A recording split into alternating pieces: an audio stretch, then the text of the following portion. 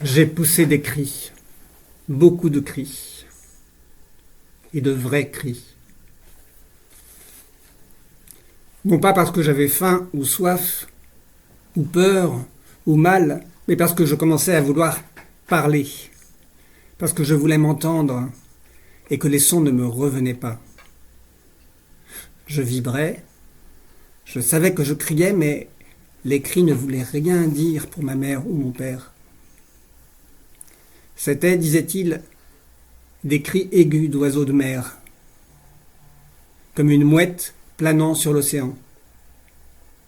Alors, ils m'ont surnommé la mouette. Les bruits des entendants sont aussi en images pour moi, en sensations. La vague qui roule sur la plage, calme et douce, est une sensation de sérénité, de tranquillité. Celle qui se hérisse et galope en faisant le gros dos, c'est la colère. Le vent, ce sont mes cheveux qui flottent dans l'air, la fraîcheur ou la douceur sur ma peau. J'ai vécu dans le silence parce que je ne communiquais pas. Ce doit être ça, le vrai silence. Le noir complet de l'incommunicable.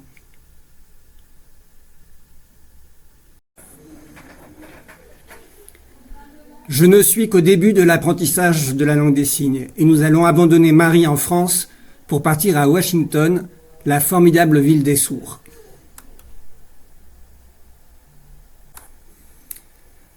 Dans la rue, le spectacle est immédiatement un choc pour moi. Plus qu'un choc, une révolution. Et là, je comprends, je suis dans la ville des sourds. Il y a des gens qui signent partout. Sur les trottoirs, dans les magasins, tout autour de l'université Gallaudet. Les sourds sont partout. Le vendeur d'un magasin signe avec l'acheteuse, les gens se saluent, discutent en signant.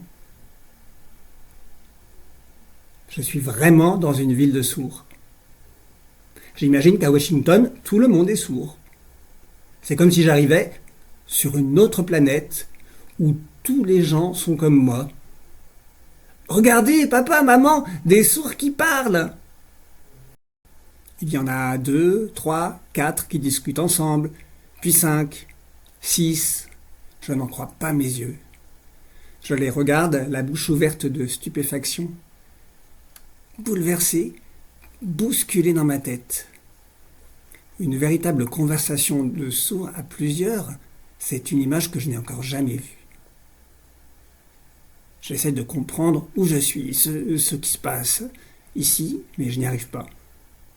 Il n'y a rien à comprendre, j'ai atterri dans un monde de sourds, à 7 ans, tout simplement.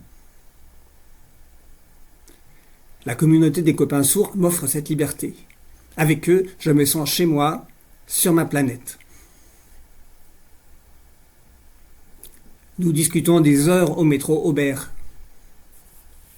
La station de métro est notre base de rendez-vous, notre base de révolte, notre base de famille, tout court.